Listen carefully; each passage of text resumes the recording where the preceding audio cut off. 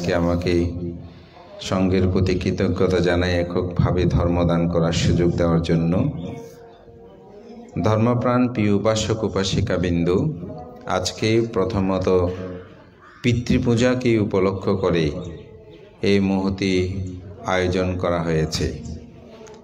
ভগবান তথাগত বুদ্ধ যখন জগতে জম্বুদ্বীপে অবস্থান করে তিনি স্বধর্ম প্রচারে ব্যাপ্ত ছিলেন, তখন বুদ্ধের নাম, যশ, কীর্তি, প্রতিপত্তি এগুলো দেখে ঈর্ষান্বিত হন।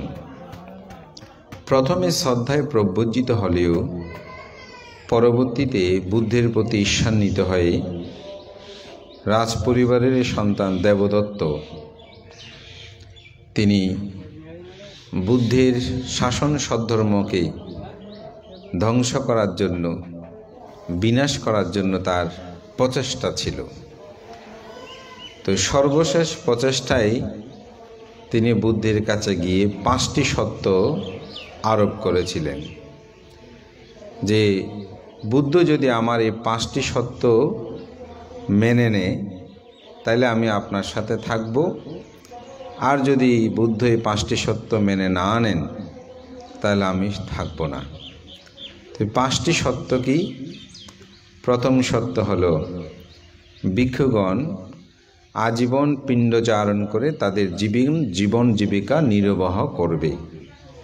কোনরূপ দায়কের এরকম সঙ্গদান অথবা পাক্ষিক বা সালাকাবত্থাং উদ্দেশ্যবাত্তাং অথবা উদ্দেশ্য করে পালাস্বয়ং এরকম দিলে কোনো ভিক্ষু তা গ্রহণ করতে পারবে না।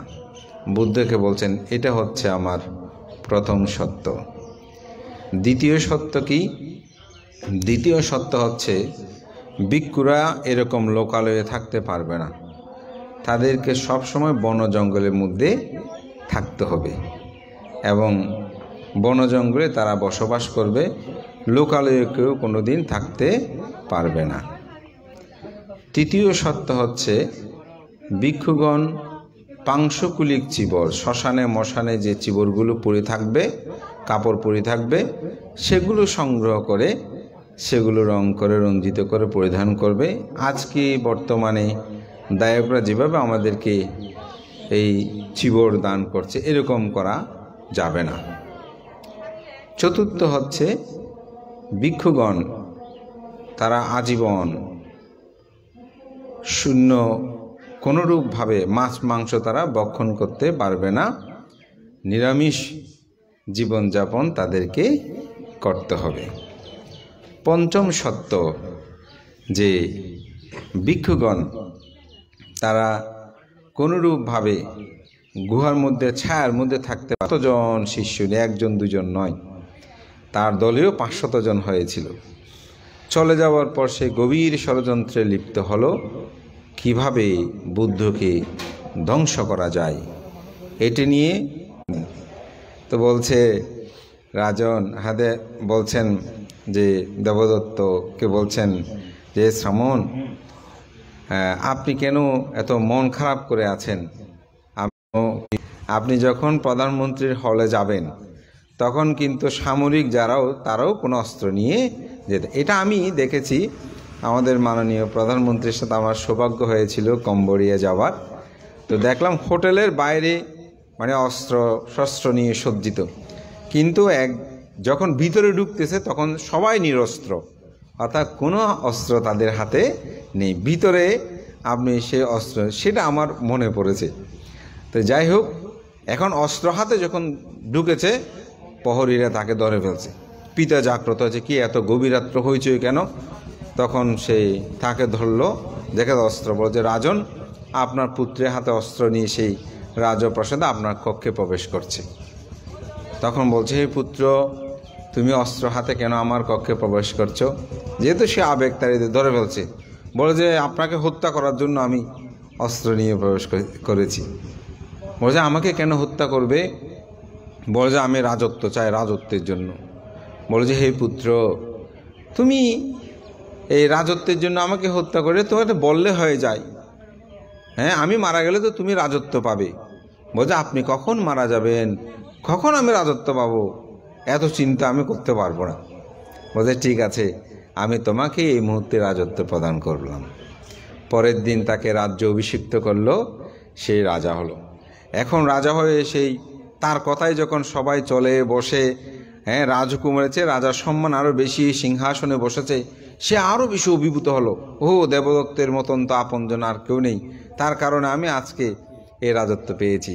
পরদিবসে বহু দানীয় দ্রব্য নিয়ে দেবদত্তের কাছে গেলেন। দেবদত্ত ওকে গিয়ে দান ধর্ম করলেন, কিন্তু দেবদত্তের মুখমণ্ডল যেন এখনও গোমরা হয়ে আছে। তখন বলছে, আপনি এখনও মুখ গোমরা হয়ে আছে কেন, কি হয়েছে? বলেছে, না, আমি চিন্তা করছি, আপনি রাজত্ব পেয়েছেন ঠিক আছে, কিন্তু যে কোনো সময় তো আপনার রাজত্ব চলে যেতে পারে। যেহেতু ওখানে মন্ত্রী মিনিস্টার যত আছে সবাই তো আপনার পিতার নিয়োগপ্রাপ্ত, তারা চাইলে যে কোনো সময় আপনাকে উল্টিয়ে দিতে পারে। সুতরাং আপনার পিতা বাইরে থাকাটা, জীবিত থাকাটা কিন্তু আপনার জন্য, আপনার রাজত্ব নিরাপদ নয়। বড় জোর কথা ঠিক। তখন পিতাকে সুকৌশলে হত্যা করতে আর করতে পারছে না, কারণ বিদ্রোহ হবে, রাজত্ব পেয়ে গেছে, এরপরেও কেন হত্যা করলো? তখন তাকে কারাগারে নিক্ষেপ করলো, বন্দি করলো। কিছুদিন যাওয়ার পর তিনি সন্তানের পিতা হলেন কে? দেবদত্ত, রাজা অজাতশত্রু। অজাতশত্রু যখন পিতা হলেন, তার আনন্দ, আপনারা যারা পিতামাতা হয়েছেন আপনারা সেটা বুঝবেন। সন্তানের পিতামাতা হওয়া এটা কত যে আনন্দের, এবং এটা মা বাবা যারা হয়েছেন তারাই সেটা উপলব্ধি করতে পারবেন। তখন সেই আনন্দে উদ্বেলিত হয়ে চিন্তা করছে যে আমি তো সন্তানের পিতা হয়ে এত আনন্দ করছি, কিন্তু আমি যেদিন জন্মগ্রহণ করেছিলাম সেদিন আমার পিতা কিরূপভাবে আনন্দ করেছিল, এটা একমাত্র আমার মায়ের মতন আর কেউ বলতে পারবে না। তাই তিনি মায়ের কাছে আসলেন, মাকে এসে বললেন, মা, তুমি তো শুনেছ আমি সন্তানের পিতা হয়েছি। বলে যে হ্যাঁ, শুনেছি। মা, আমি তোমার কাছে একটা বিষয় জানতে চাই। আমি সমগ্র রাজ্যের মধ্যে ভেরিবাদ বাঁধিয়ে দিয়েছি, অর্থাৎ আনন্দ উৎসব করার জন্য বলেছি। আমার ইচ্ছে হচ্ছে জানতে, আমি যেদিন জন্মগ্রহণ করেছিলাম সেদিন আমার পিতা কি করেছিল? তখন তিনি বললেন, হে পুত্র, তোমার জন্মগ্রহণে তোমার বাবা কিরূপ আনন্দ করেছিল তার বর্ণনা দিয়ে আমি শেষ করতে পারবো না। তবে তোমারকে দুটো বিষয় আমি বলতে পারি। তুমি যখন আমার গর্ভে এসেছিলে তখন আমার তীব্র ইচ্ছে হয়েছিল তোমার পিতার রক্ত পান করতে। এতই তীব্র ইচ্ছে হয়েছিল যে আমি এই মাতৃকালীন সময়ের যে তৃষ্ণা, এটা আমার মারা জানবেন, তখন নাকি যেটা খেতে চাই ওটা খেতে না পারলে খুব কষ্ট হয় মাদের। এটা আমরা ছোটোবেলায় শুনেছি। তো স্বাভাবিক বলে যে আমার তখন মাতৃতৃষ্ণা এমনভাবে উৎপন্ন হয়েছিল, আমি সহ্য করতে না পেরে আমার ইচ্ছে হয়েছিল এই গর্ভকে আমি নষ্ট করে ফেলি। এবং আমি যখন গর্ভ নষ্ট করতে চেয়েছি তখন রাজা, প্রহরীরা আমাকে, অর্থাৎ সেবিকারা আমাকে ধরে ফেলেছে। তোমার বাবা এমনভাবে নিয়োগ করে যাতে এই গর্ভ নষ্ট করতে না পারি। তখন তোমার পিতা আমাকে জিজ্ঞাসা করেছে বারংবার, রানী, তোমার কি হয়েছে? তুমি কেন গর্ভ নষ্ট করতে চাচ্ছ? কি তোমার চাহিদা? তুমি কি চাও? আমি লজ্জায় ভয়ে রাজার রক্ত পান করতে ইচ্ছে করছে, এটা বলা যায়? স্বামীর রক্ত পান করতে ইচ্ছে করছে, এটা তো বলা যায় না। বোধ আমি বলছিলাম না, তোমার পিতা অনেক আকুতি মিনতিতে সুকৌশলে আমার থেকে সেটা জেনে নিয়েছিল। শেষ পর্যন্ত আমি বলতে বাধ্য হয়েছিলাম আপনার রক্ত পান করতে আমার ইচ্ছে করছে। তখনই তোমার পিতা বলল, এটা একটা কথা হলো, আমার পুত্রের জন্য আমি এটা করতে পারবো না। সাথে সাথে তিনি তরবারি বের করে বাহু কেটে রক্ত দিয়ে আমাকে সেই তৃষ্ণা নিবারিত করেছিল। এরূপভাবে তোমার পিতা তোমাকে ভালোবাসত। আর একটু উদাহরণ, তোমার একবার একটা ফোসকা উঠেছিল তোমার হাতে, মানে ফোড়া। এটা যদি ডাক্তার দিয়ে অস্ত্রোপচার করে তাহলে তুমি কান্না করবে। সেজন্য তোমার পিতা মুখ দিয়ে চুঁচে চুঁচে সেই পুঁজগুলো বের করে নিয়েছিল। পুত্রের পুঁজ বলে, পুত্রের শরীরের অংশ বলে সেটা ফেলে দেয় নাই, সেটা সে গিলে খেয়ে ফেলেছিল। এরূপভাবে তোমার পিতা তোমাকে ভালোবাসত। তখন সাথে সাথে অজাতশত্রুর চৈতন্য উদয় হলো, ও আমি কি করেছি, আমার পিতা, যে পিতা আমাকে এত ভালোবাসে, যে পিতাকে আমি হত্যা করতে গিয়েছি সেটা তো আমার প্রত্যক্ষ দেখা। সেই দিন রাত্রে চাইলে তো আমার পিতা আমাকে হত্যা করতে পারত, প্রহরীরা ধরে ফেলেছে। সেদিনেই এবং পরদিবসেই আমাকে রাজ্য অভিষিক্ত করালো। আমি অন্ধ হয়ে সেই পিতার জীবনকে এখন বিপন্ন করেছি। তখন তার মধ্যে অনুশোচন উৎপন্ন হয়, ওহো আমি কি করলাম। তখনই এই রাত্রে গভীরেই তার বাবাকে কারাগার থেকে নিয়ে আসার জন্য যেতে চাইল, কিন্তু রাজাদের একটি নিয়ম আছে, রাত্রিবেলায় নিরাপত্তাজনিত কারণে তারা কোথাও বের হতে পারে না। তখন সারা রাত অনেক কষ্টে অতিবাহিত করল।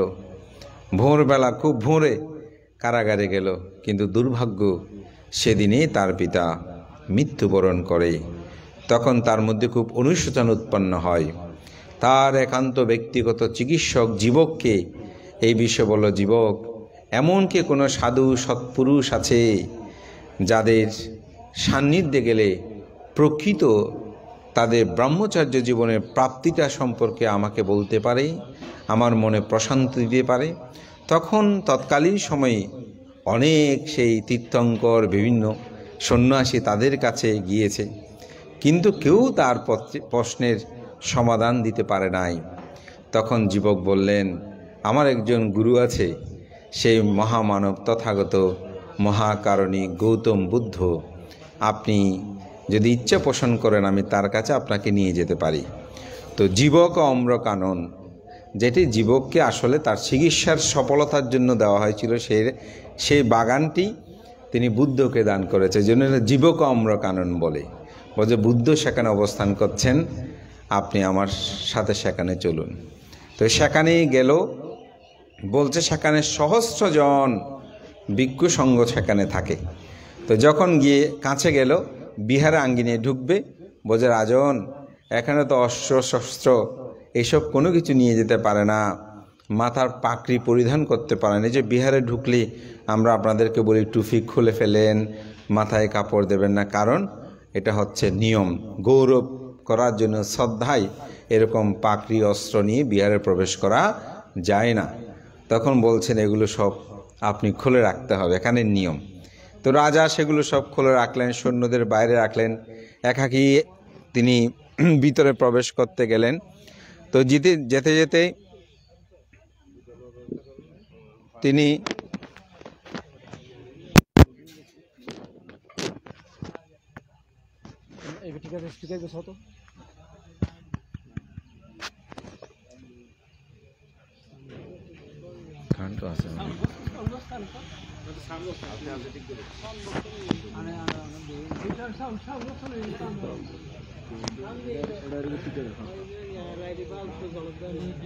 ব্যানার্জি বাগ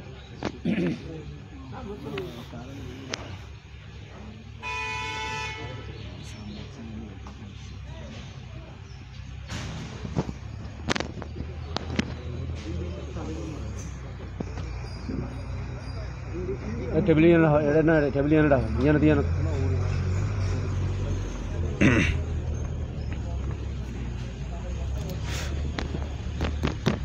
হ্যালো,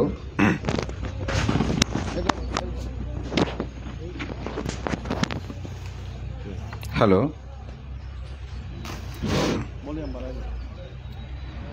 তখনই তার সমগ্র সৈন্য সামন্তদের দাঁড়িয়ে রাখলেন এবং তিনি জীবকের সাথে আস্তে আস্তে সে জীবক অম্রকাননে প্রবেশ করছেন।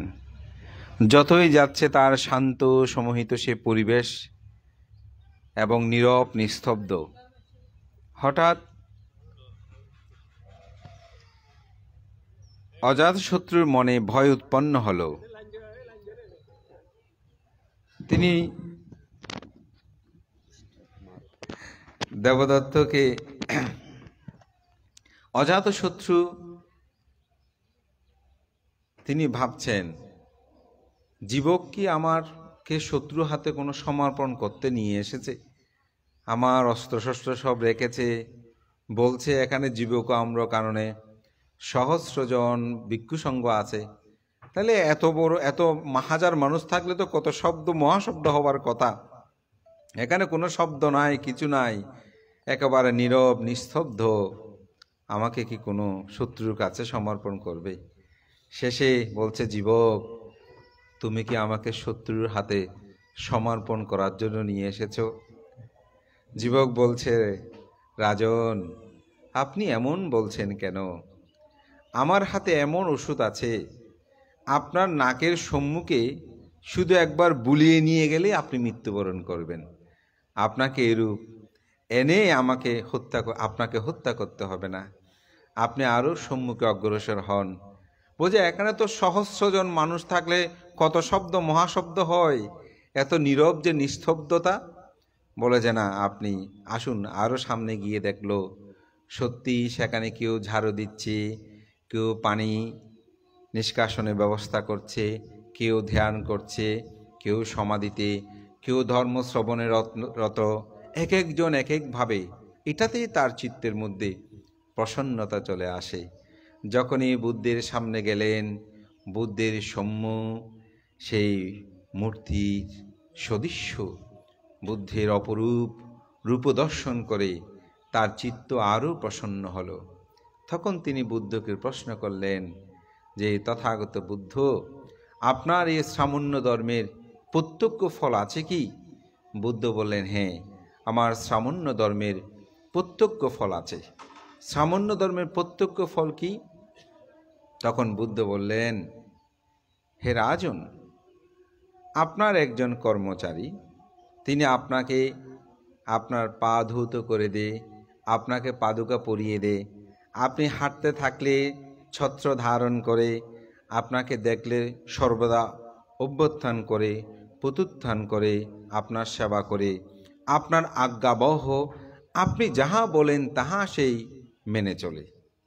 যদি সেই আপনার থেকে আপনার কাজকর্ম থেকে অব্যাহতি নিয়ে সে যদি দশশীল প্রতিপালন করে, সেটা একটু ব্যাখ্যা এরকমও দিয়েছে, প্রাণী হত্যা না করে, চুরি না করে, ব্রহ্মচর্য জীবন প্রতিপালন করে, সে যদি নেশাদ্রব্য সেবন না করে, সে যদি উচ্চাসন মহাশয়নে না বসে, বিকালে ভোজনাদি কর্ম না করে, মালাগান্ধা বিলিপনাদি যদি সে সেবন না করে, যদি অর্থবৃত্ত টাকা পয়সা সেগুলো গ্রহণ না করে, সাধু সৎপুরুষভাবে যদি সে জীবন যাপন করে, তখন আপনি তাকে কি বলবেন, আমার হাঁটার সময় ছত্র ধরো, আমার পাদুকাগুলো এনে দাও, আমার পা ধৌত করে দাও, আমি যাহা বলি তাহা তুমি মেনে চলো, সেই কথা কি আপনি তাকে বলবেন?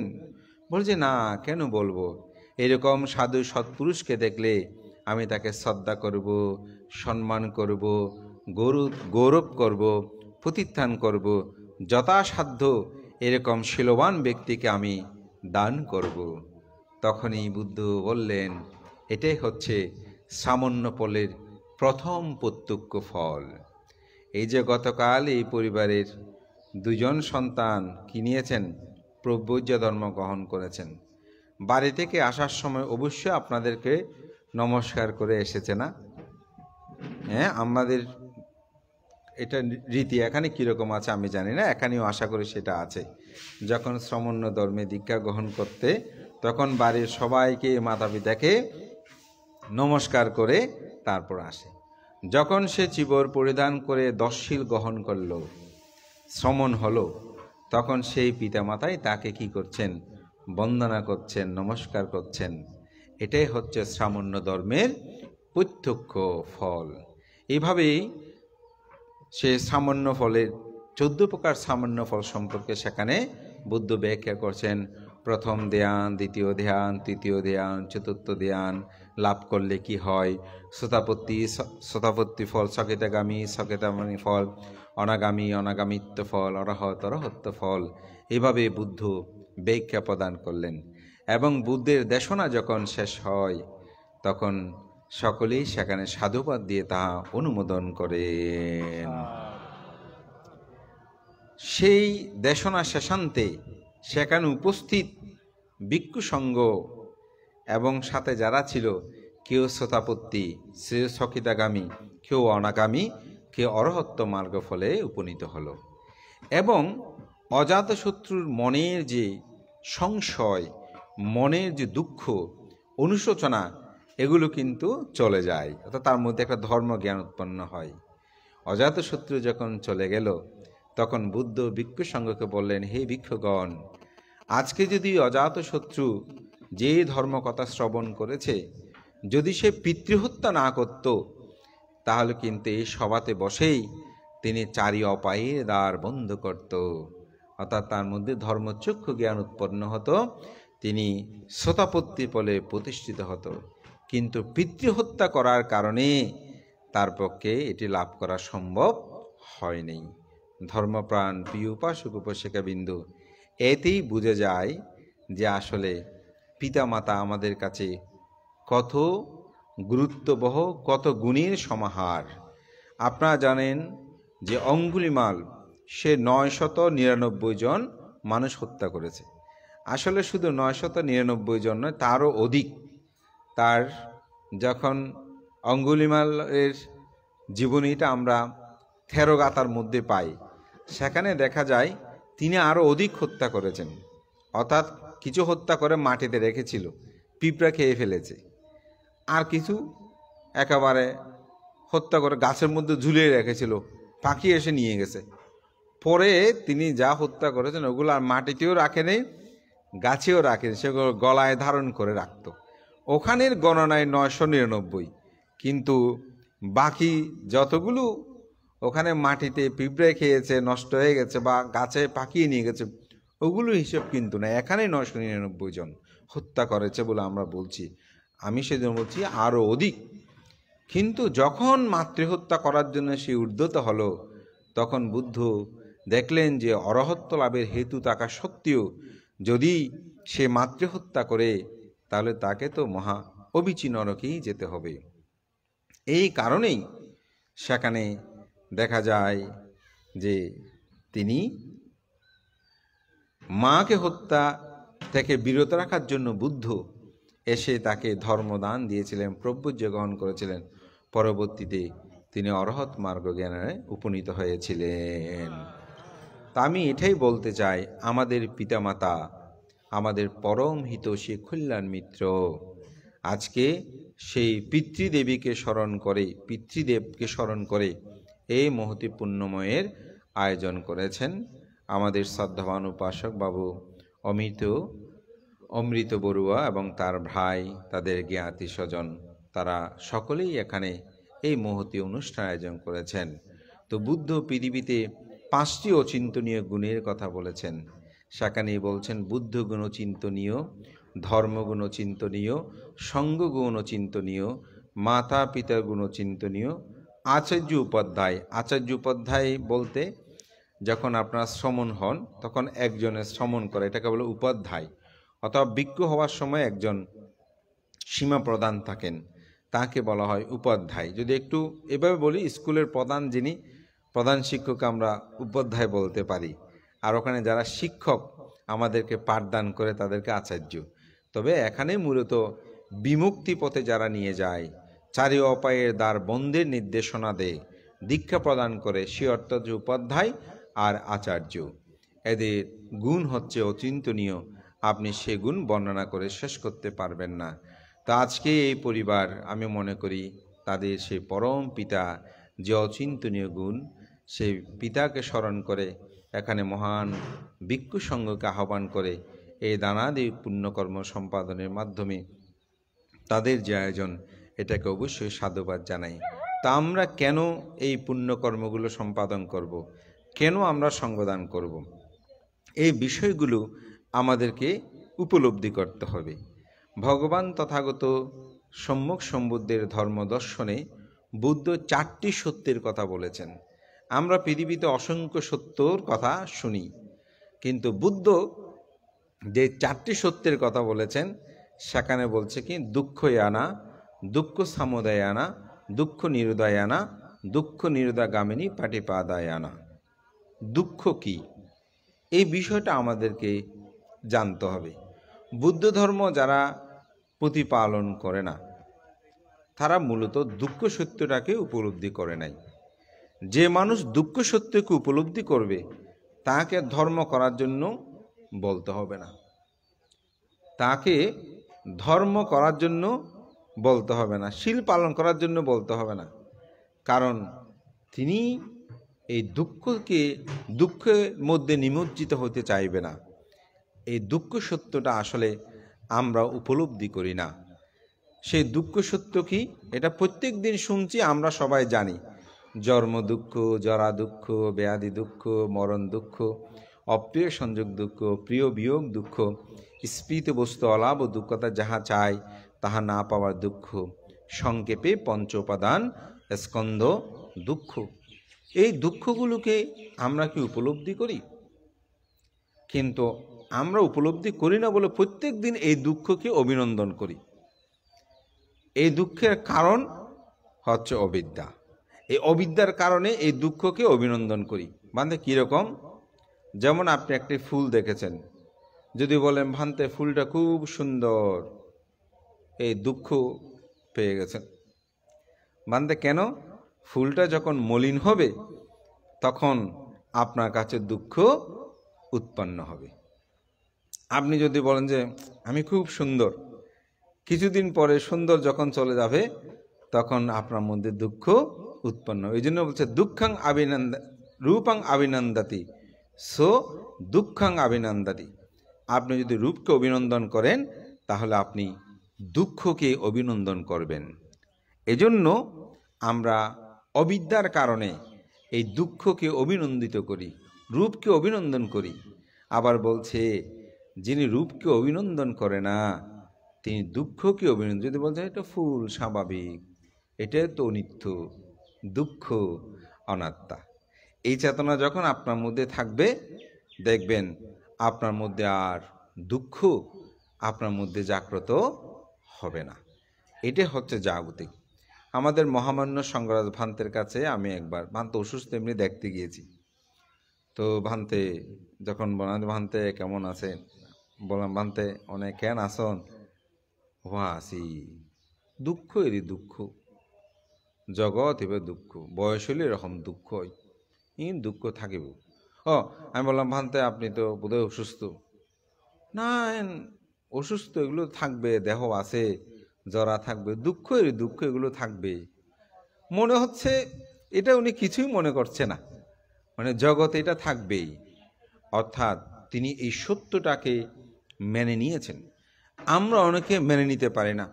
অনেকে বলি আমি আগে কি সুন্দর ছিলাম, এখন এরকম হয়ে গেছি কেন?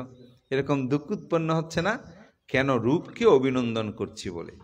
তো যিনি এটাকে অনিত্য, দুঃখ, অনাত্মা জ্ঞানেই উপলব্ধি করতে পারেন তার মধ্যে সেটা উৎপন্ন হয় না।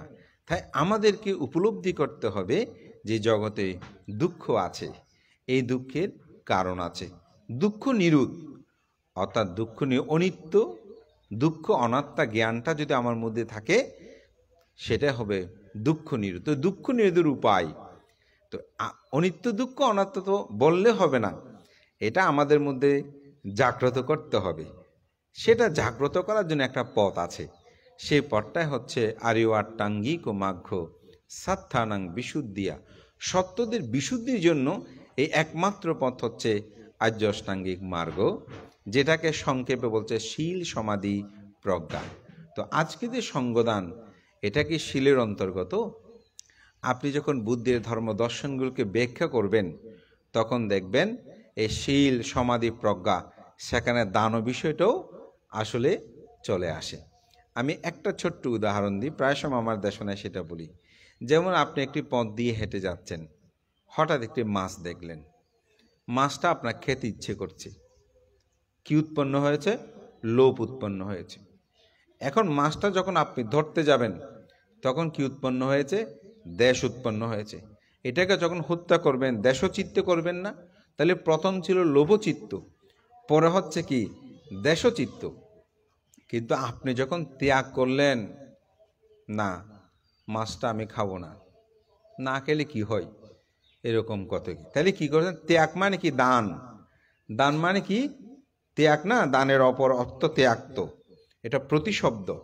তাহলে আপনি যখন ত্যাগ করলেন আপনার শীল রক্ষা হয়েছে, তখন আপনি আর প্রাণী হত্যা করলেন। তাহলে ত্যাগ যদি না থাকে আপনি শীল পালন করতে পারবেন? এই দ্রব্যের প্রতি আপনার ছিনিয়ে নেওয়ার ইচ্ছে হচ্ছে, কিন্তু আপনি যখন ত্যাগ ও চেতনা থাকবে না আমি এটা চাই না, তখন আপনার শীলটা রক্ষা হবে। তো অনেকে বলে বানতে আর্য অষ্টাঙ্গিক মার্গের মধ্যে তো শীল সমাধি প্রজ্ঞা বলে, সেখানে তো দান নাই, আপনারা দান পাওয়ার জন্য শুধু দান বলেন। আসলে তা না, আপনার মধ্যে যদি দান ও চেতনা না থাকে আপনি শীল পালন করতে পারবেন না। এটা হচ্ছে একেবারে একটি গুরুত্বপূর্ণ বিষয়। তো ত্যাগ মানে শুধু সেখানে নয়, কেউ যদি আপনাকে কষ্ট দেয়, দুঃখ দেয়, সেগুলো মন থেকে ত্যাগ করতে পারার মধ্যে কি আছে? আনন্দ আছে। এটা একটা সুন্দর উদাহরণ দিয়েছেন আচার্য ভুরিদত্ত, আচার্য আজানসা। তিনি ভারতের একজন, থাইল্যান্ডে একজন প্রখ্যাত বৌদ্ধ ভিক্ষু। তো তিনি একদিন পথ দিয়ে হেঁটে যাওয়ার সময় হাতে একটি লাঠি নিয়ে বলছেন তার শিষ্যদেরকে, হে শিষ্যগণ, আমার হাতে যে লাঠি আছে এটা ভার বেশি, এটার ভার কত হবে? বলতে পারছে না, কে বলবো? না হাতে লাঠি ভার কে বলবে? তিনি লাঠিটা ফেলে দিয়ে বলছেন, আমার হাতে যতক্ষণ লাঠিটা ছিল ততক্ষণ ভার ছিল, হাত থেকে যখন লাঠিটা ফেলে দিয়েছি আর কোনো ভার নাই। বলছে তোমাদের মনের মধ্যে যত দুঃখ আছে, যত বেদনা আছে, যত ভয় আছে, যত কিছু আছে, পাপ ও পঙ্কিলতা আছে, সেই সমগ্রগুলো ওই লাঠিকে নিক্ষেপ করার মতন সব ফেলে দাও, দেখবে তোমাদের মনটা ভালো হয়ে গেছে, হালকা হয়ে গেছে, সমগ্র দুঃখ চলে গেছে। তো এটাও আসলে ত্যাগ। এই ত্যাগ ছাড়া আপনি জীবনকে সুখী করতে পারবেন না। তাই আজকে আমি মনে করি এই অষ্টপরিষ্কার সঙ্গদান এগুলোই আপনার দুঃখ মুক্তির পথে নিয়ে যাওয়ার জন্য সোপন এবং সিঁড়ি বলা হয়। তো আজকে মাতৃপূজা, পিতৃপূজা এগুলোকে স্মরণ করে আমাদের অমৃতবাবু তিনি যে সুন্দর আয়োজন করেছেন, আমি এটাকে সাধুবাদ জানাই, পুণ্যদান করি। আমার কথা দীর্ঘই করব না, আমি এটুকুই বলবো, আমরা যেন পিতামাতার প্রতি দায়িত্বশীল হই, পিতামাতা যেন মনে কষ্ট পায় এই ধরনের কোনো কথা কোনো সময় না বলি, তাদেরকে যথাযথ সেবা যত্ন করি। একটু আগে আমাদের একজন উপাসিকার সাথে কথা বলছিলাম, আমার একটা মেয়ে আমেরিকা থাকে, এখানে আছেন।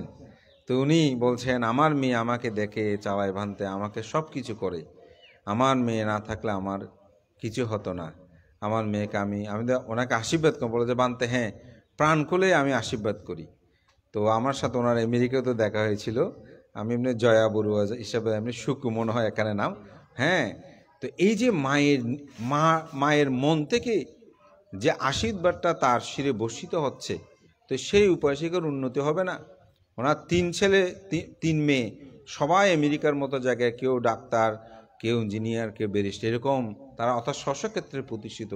এই জন্য প্রত্যেকটি সন্তানের বলবো আমি, মা বাবা জীবিত থাকতে তাদেরকে সেবা যত্ন করবেন, তারা মনে কষ্ট পায় এভাবে কোনো কথা বলবেন না, এবং যদি আপনি যখন পিতামাতা হবেন তখন সেটা বুঝবেন এবং জীবিত থাকতে তাদেরকে যথার্থ সেবা করবেন। আজকে যেমন ওনার প্রয়াত পিতাকে স্মরণ করেছেন, অপরদিকে মাকেও আমি মনে করি দীর্ঘায়ু কামনা করি আজকের আয়োজন। এবং সাথেই আরেকটি যে ঘোষণা শুনলাম যে 5 জন ভিক্ষু, কম কয়েকটা, বেশি হয়নি, আমরা তো ভিক্ষু মানুষ, আমাদের তো সব স্বল্প, আপনারা যা দান ধর্ম করেন হয়তো এগুলো আমরা একসাথে করে দান করি, তো আমি সেটার প্রত্যক্ষ ফল অনেক আমি লাভ করেছি, এটা আমি মনে করি সাধুবাদযোগ্য। এবং আমাদের মেত্তানন্দ ভিক্ষুর মাধ্যমে আমি অমিতবাবুর সাথে কথা বলে যেটা জানলাম, তিনি প্রায় সময় বিভিন্ন রোগী, বিভিন্ন ক্ষেত্রে তিনি দান ধর্ম পুণ্যকর্ম সম্পাদন করেন। তো তার শ্রদ্ধা দেখে আসলে খুবই প্রীত আনন্দ হয়েছি।